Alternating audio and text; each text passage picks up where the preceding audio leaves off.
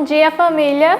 Bom dia! Bom dia para você aí de casa. É muito bom ter você aqui conosco para estudar a Palavra de Deus, porque eu sei, onde você está estudando a Palavra de Deus, onde você busca Deus, Deus está com você.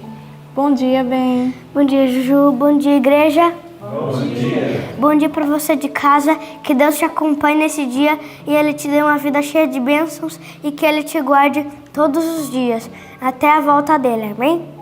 Amém. Vamos orar, né? Vamos chamar nossos amigos para orar conosco? Vamos. Querido Deus, Pai de amor e de bondade, muito obrigado por hoje, que hoje nos abençoe também. Obrigado pela vida que o Senhor nos deu, pela vida de cada um, também pela saúde, e que todo ser que o Senhor criou, que vive, que Ele louve o Teu nome, e que ele te louve com honra, poder e glória. E que o Senhor seja sempre honrado em tudo que nós formos fazer. Em nome de Jesus, amém. Ben, você ama seu pai? Sim. Seu pai para você é quem cuida de você, quem tem uma presença de herói, né? Sim, ele é uma bênção de Deus que Ele nos deu. Exato, mas sabia que temos um pai maior do que temos o da terra? Sim. Que é um pai que nos cuida, que nos perdoa e tem misericórdia de nós? Sim, nós amamos muito mais Ele do que qualquer pai. Exato, por isso vamos entoar louvor a Ele agora. O hino 17, Deus é nosso Pai amado.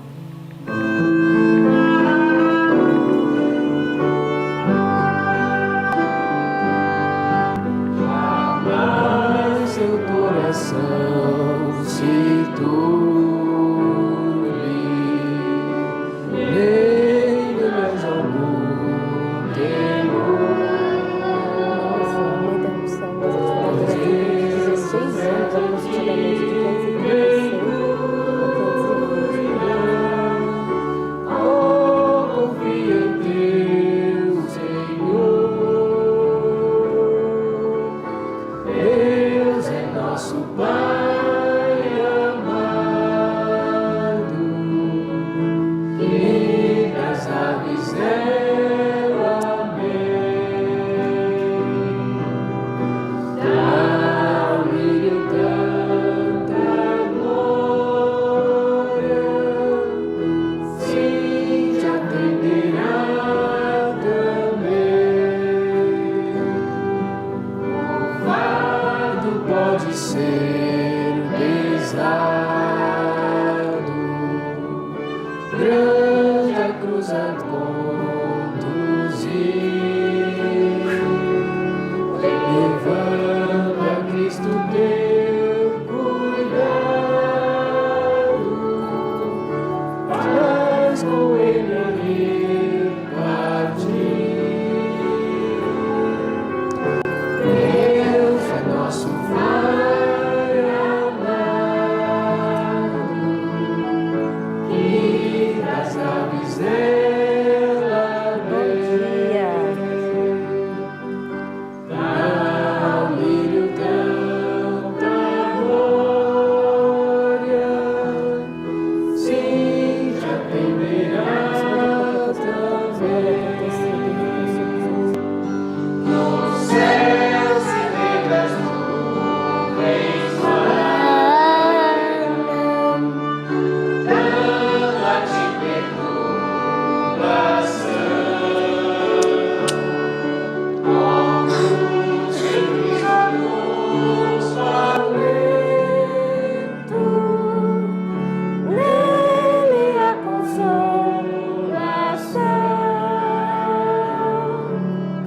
Deus é nosso Pai amado, que das aves ela amém. Dá ao lírio tanta glória, sim, te atenderá também.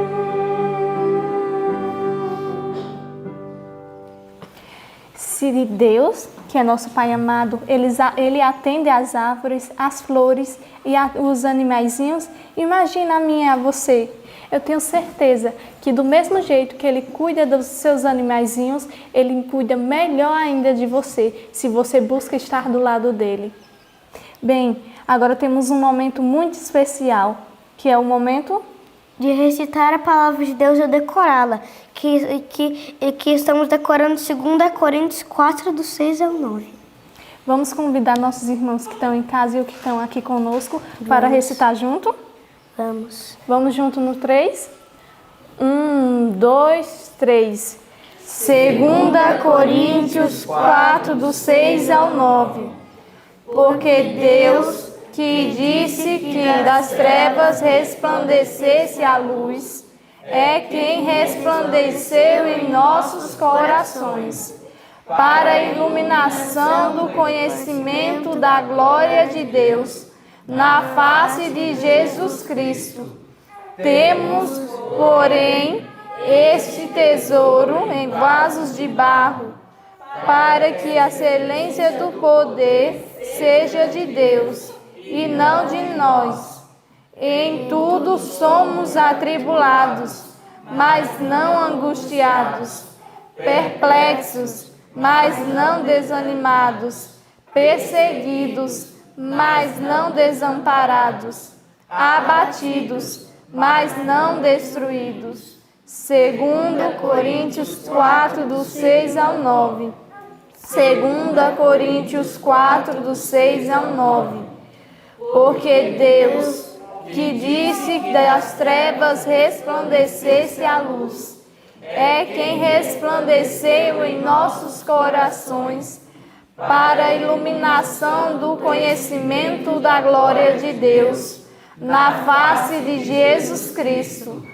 Temos, porém, este tesouro em vasos de barro, para a excelência do poder seja de Deus e não de nós.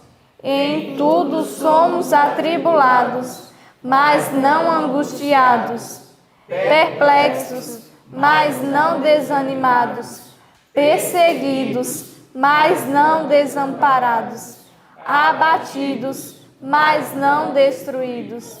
2 Coríntios 4, do 6 ao 9. 2 Coríntios 4, do 6 ao 9.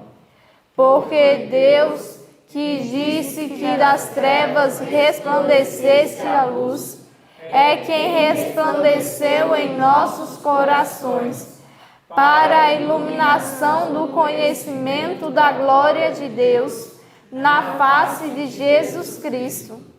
Temos, porém, este tesouro em vasos de barro, para que a excelência do poder seja de Deus e não de nós.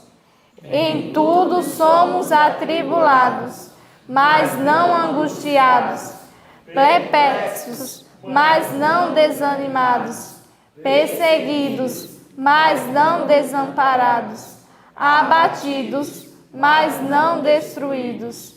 2 Coríntios 4, do 6 ao 9. Esse verso nos ensina que vamos ter tribulação, vamos ter problema, mas que Deus vai estar conosco, que Ele não vai deixar que Ele não vai nos deixar ser destruído, porque a vitória do justo sempre é garantida. Bem, agora temos nosso estudo. Vamos lá recapitular com todos que aqui estão e com o pessoal que estão em casa. Fique com o estudo agora. Tchau. Que Deus te abençoe e Ele te acompanhe nesse dia. Até a próxima. Bom dia. Bom dia. Que prazer estarmos juntos novamente para estudarmos a Bíblia mais uma vez. Louvado seja o Senhor por essa oportunidade. Que prazer estar com minha esposa aqui para nós estudarmos juntos. Que Deus possa estar nos abençoando agora e elevando os nossos pensamentos. Nós, esse dia, estudamos o livro de Lucas, o capítulo 22 ao capítulo 24 e o capítulo 83 do livro Desejado de Todas as Nações. E eu fiquei imaginando, lá estava algo revolucionava o mundo. A data marcante, revolucionária para a nossa existência, para a existência de todo mundo, para a nossa era e para todas as eras. porque era a plenitude dos tempos. E acontecia algo magnífico que a Bíblia usa uma palavra para descrever esse acontecimento, que está na leitura que nós fizemos hoje no capítulo 23 de Lucas. No capítulo 23 de Lucas, o verso 48 diz assim: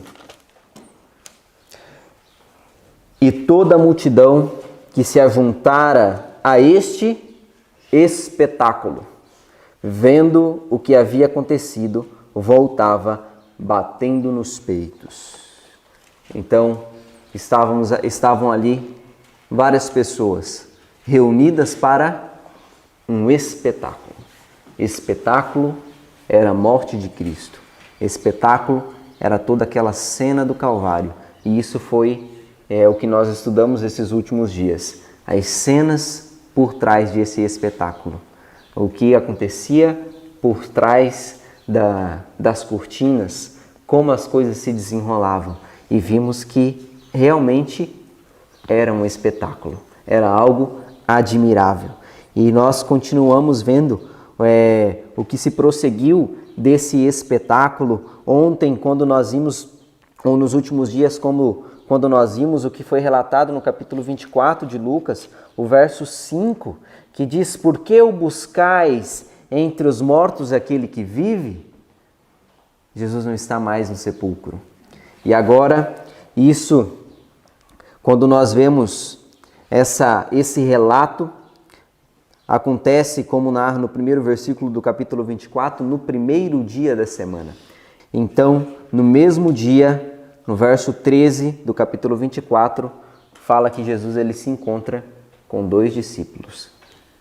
Que encontro! Com certeza esses discípulos puderam ali ter na memória essa data sempre gravada, quando Jesus se encontrou conosco.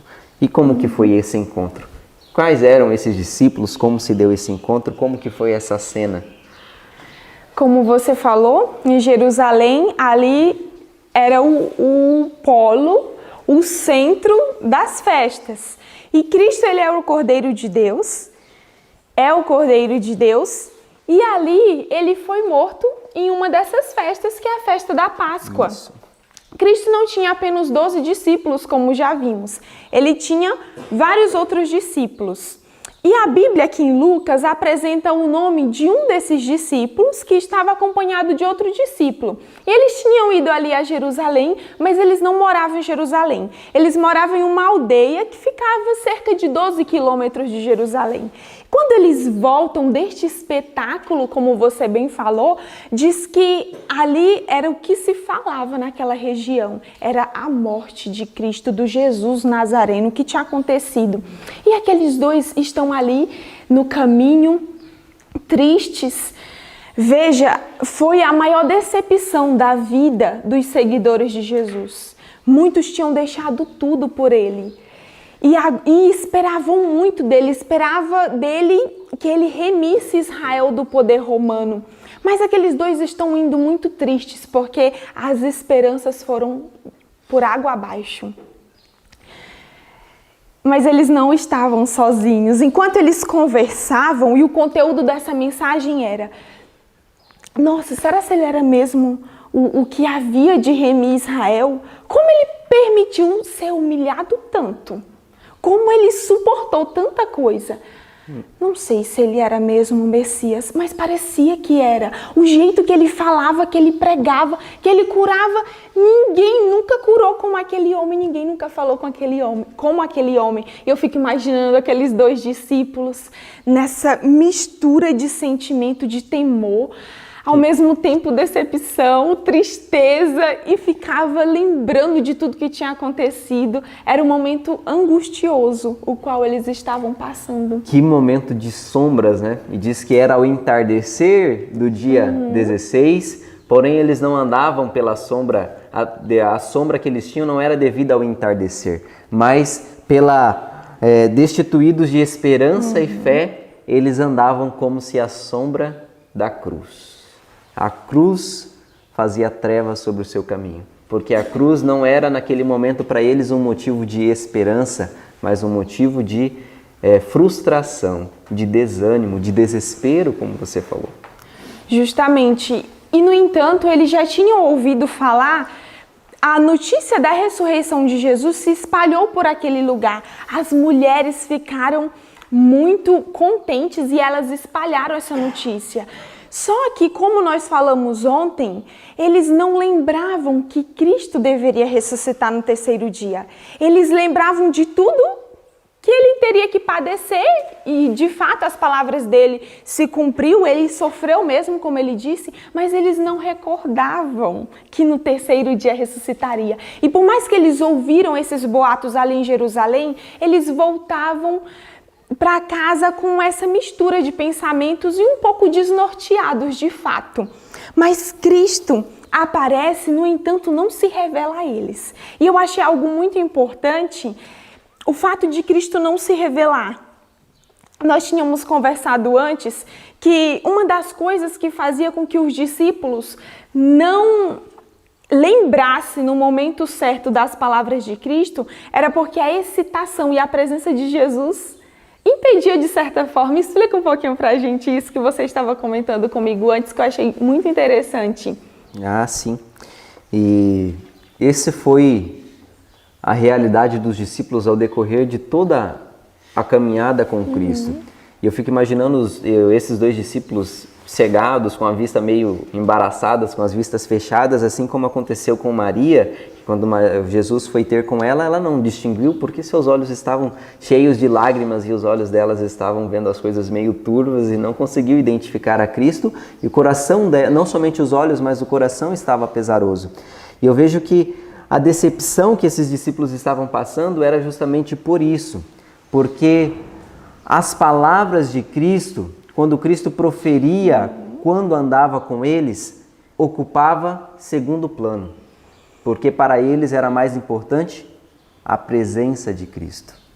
Então, muitas das coisas que Cristo falava, eles ouviam, mas não entesouravam no coração, porque a presença de Cristo sobressaía todas as expectativas, todas as alegrias e toda a razão deles. Eles estavam concentrados unicamente na presença de Jesus.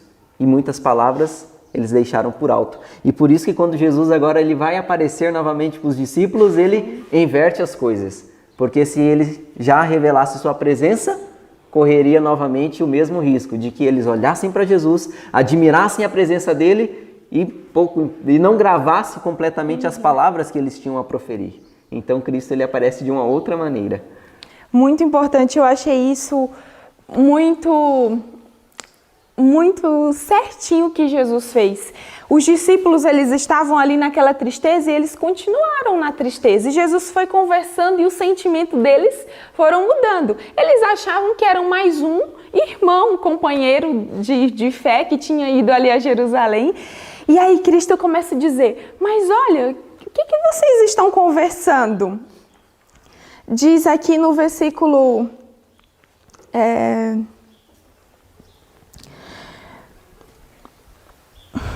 A partir do versículo 17 do livro de Lucas, no capítulo 24, a partir do 17 diz o seguinte, Jesus dizendo ali para eles, que palavras são essas que caminhando trocais entre vós? E por que estáis tristes? Naquele momento eles estão ali duvidando, será mesmo aquele que se permitiu tanto ser humilhado?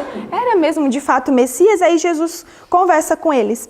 E no verso 18 diz, e respondendo um, cujo nome era Cleopas, disse-lhe, és tu só peregrino em Jerusalém e não sabe as coisas que nela têm sucedido nestes dias? E ele lhes perguntou, quais? E eles lhe disseram, as que dizem a respeito de Jesus o Nazareno, que foi homem profeta, poderoso em obras e palavras diante de Deus e de todo o povo. E como os principais sacerdotes e os nossos príncipes o entregaram à condenação de morte e o crucificaram. E nós esperávamos que fosse ele o que remisse Israel, mas agora sobre tudo isso, e já hoje o terceiro dia desde que essas coisas aconteceram. É verdade que também algumas mulheres dentre nós nos maravilharam, as quais de madrugada foram ao sepulcro, e não achando o seu corpo, voltaram dizendo que também tinham tido uma visão, de anjos que diziam que ele vive. E alguns dos que estavam conosco foram ao sepulcro e acharam-se assim como as mulheres haviam dito. Porém, a ele não viram. E ele lhes disse: ó nécios e tardos de coração, para crer tudo que os profetas disseram. Porventura não convinha que o Cristo padecesse estas coisas e entrasse na sua glória? E começando por Moisés e por todos os profetas, explicava-lhe Jesus o que dele se achava em todas as Escrituras. Cristo começa a explicar e eles estavam atentos, porque eles não estavam ali sabendo que era Jesus que estava com eles, como já foi dito. Então eles começam a ouvir o que ele vai falando e aqui o relato diz que os sentimentos deles vai mudando, eles vão sentindo, começando a reaviver as esperanças, vão sentindo ali de novo, nossa. Pela primeira vez após a morte de Cristo, né, eles começam a sentir isso.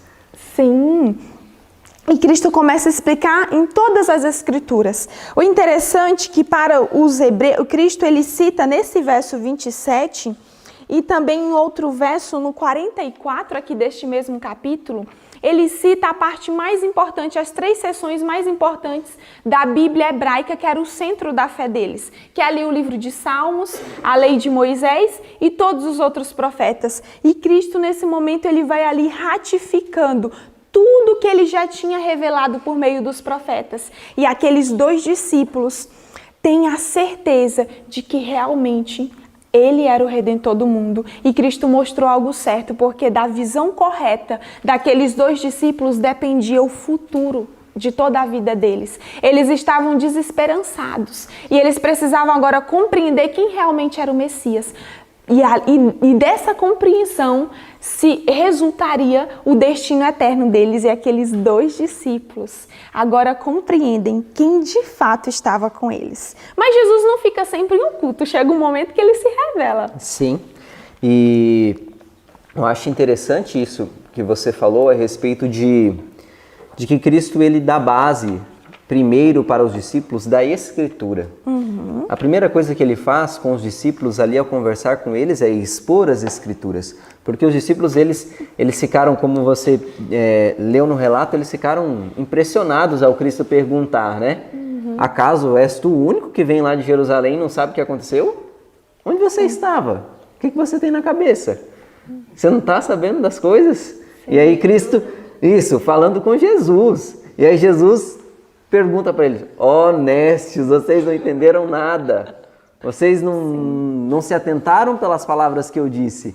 Tanto tempo estive convosco. Enfim, não que ele tenha falado isso nesse momento, mas eu imagino Jesus pensando: o que foram feitas das minhas palavras? Eu já não disse isso para vocês?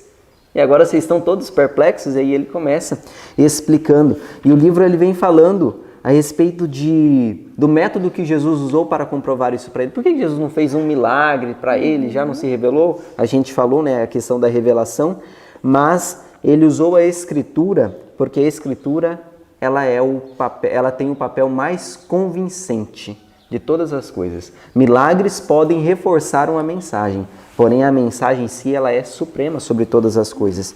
E isso nós encontramos no parágrafo que começando com Moisés. A metade desse parágrafo diz assim: Cristo não operou nenhum milagre para os convencer, mas foi seu primeiro trabalho explicar-lhes as Escrituras. Haviam considerado sua morte a ruína de todas as suas esperanças. Agora ele lhes mostrou pelos profetas que ali se achava a mais vigorosa prova de sua fé. Era nas Escrituras. E 2 parágrafos à frente, na metade do parágrafo, diz assim: os milagres de Cristo são uma prova de sua divindade, mas uma prova mais forte ainda é que ele é o Redentor do mundo, e que ele é o Redentor do mundo, encontra-se comparando as Escrituras do Velho Testamento com as histórias do Novo. A palavra, ela é o mais importante de todas as coisas. A palavra, ela tem poder de convencer. Como nós vemos em Timóteo, ela é apta para o discernimento, para a correção, para a educação, para aperfeiçoar-nos, né? E Cristo ele estava se usando dessa ferramenta neste momento para transformar a visão que os discípulos tinham sobre a morte dele e o seu plano. E aí entra que você comentou, quando eles passam aí essa caminhada, eles entram na casa.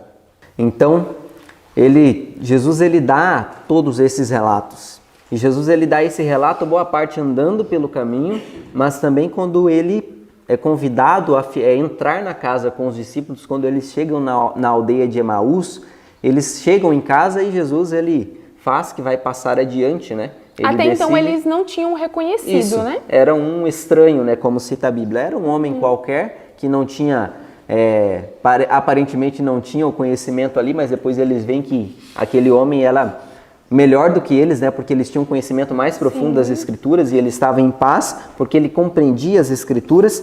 E eles entram em casa e Jesus faz que ia passar direto. E eles convidam, não, vem ficar conosco. E Jesus, como que não quisessem entrar, né? Não, eu vou seguir meu caminho, mas eles insistem. E com isso nós aprendemos uma lição. Qual foi a lição que nós aprendemos com essa questão de insistência para a presença de Jesus? Cristo ele só está em um local que ele é desejado. Não é isso que nós lemos? Então, quão grandes bênçãos as pessoas perdem por não desejarem ou muitas vezes não insistirem na presença de Cristo. Aqueles dois homens dizem assim, já é tarde da noite, entre, fique conosco essa noite. E eles insistem, aqui na minha tradução diz que Cristo é constrangido. E aí Jesus vê que realmente eles estavam desejando a presença dele. E ele entra naquela casa. E ali diz que o pão é posto na mesa. E Cristo, ele faz a mesma cena que ele fazia ao dar graças pelo alimento. E ele faz aquela mesma cena e eles olham aquilo. Maria, ele fez igual Jesus fazia, ele era Jesus.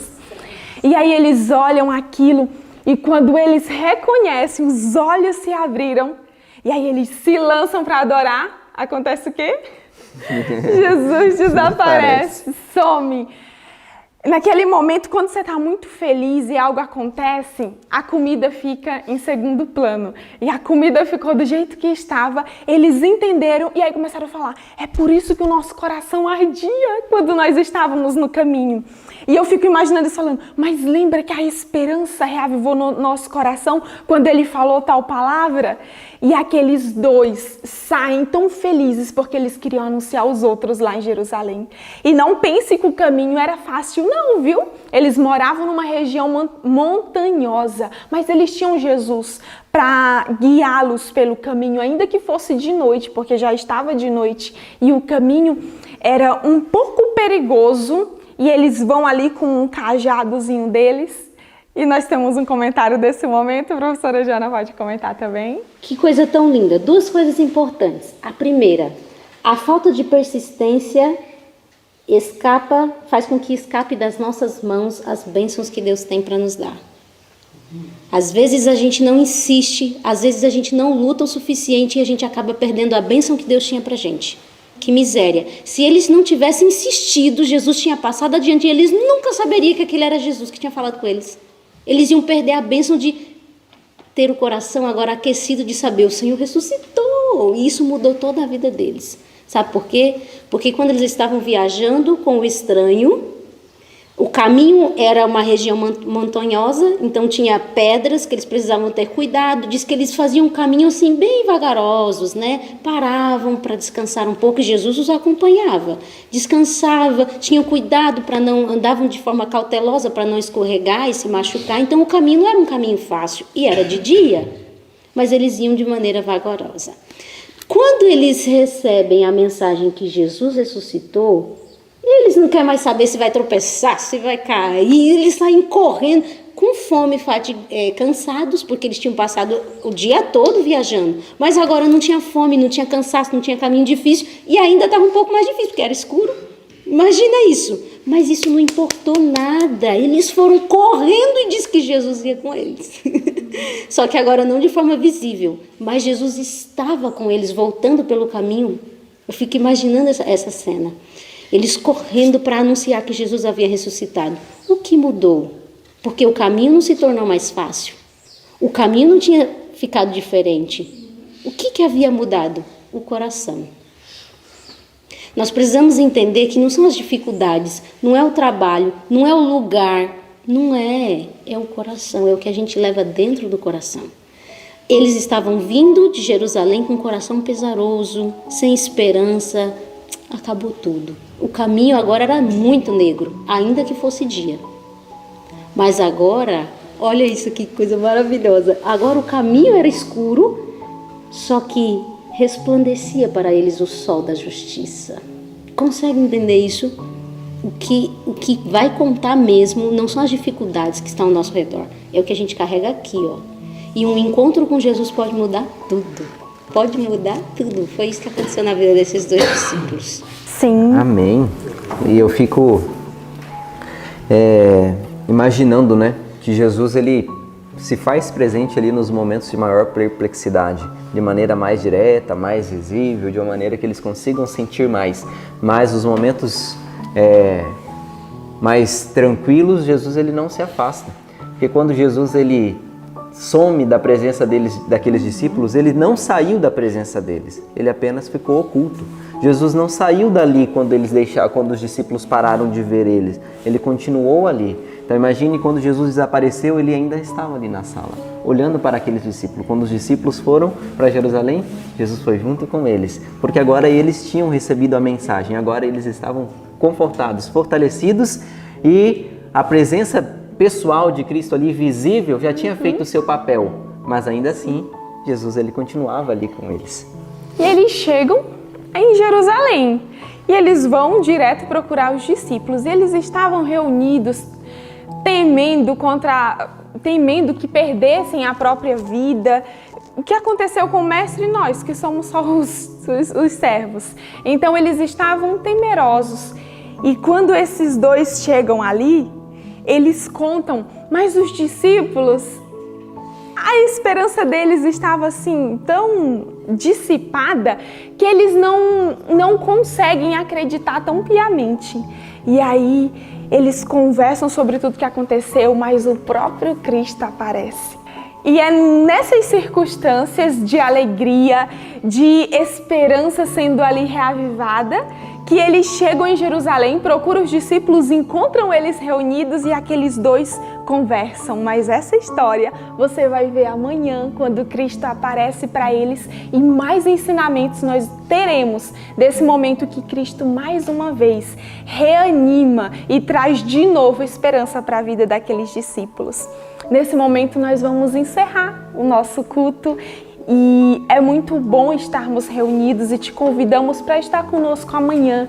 E antes de orarmos, eu quero te dizer o quanto é importante nós insistirmos, como foi falado aqui. Cristo, ele contempla a mãe que se reúne ali com os filhos, o pai que está ali com os filhos, desejoso de ensinar sobre Cristo, desejoso de que Cristo seja o centro da família. É o mesmo Jesus que tem desejo de se revelar.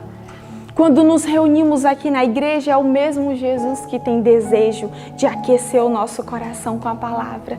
E eu quero te dizer que você possa continuar convidando Jesus para estar no seu lar, convidando Jesus para estar com os seus filhos. E mais do que convidar, que o Espírito Santo coloque o profundo desejo em nossos corações de querermos mais de Cristo.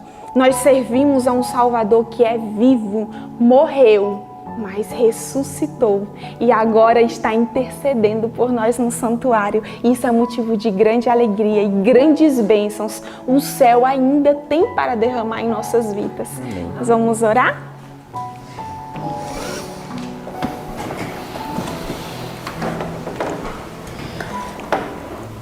Senhor Deus, muito obrigado, Pai, pela companhia durante esse estudo. O nosso coração arde ao receber Tuas palavras em nossa vida, porque as Suas palavras são vivas e eficazes para nós, Pai. Que nós possamos viver pela palavra, não Amém. Somente do que os nossos olhos veem, mas tendo a presença invisível, mas real de Jesus em nossa vida. Amém. Que nós possamos, ao termos a mensagem tesourada em nosso coração, sairmos ao mundo, Pai, com toda alegria, como aqueles discípulos saíram de Emaús para Jerusalém, tendo a mensagem mais importante do mundo: Cristo está vivo. Amém. Então, que o Senhor nos abençoe, dê-nos um bom dia, em nome de Jesus. Amém. Amém, Senhor.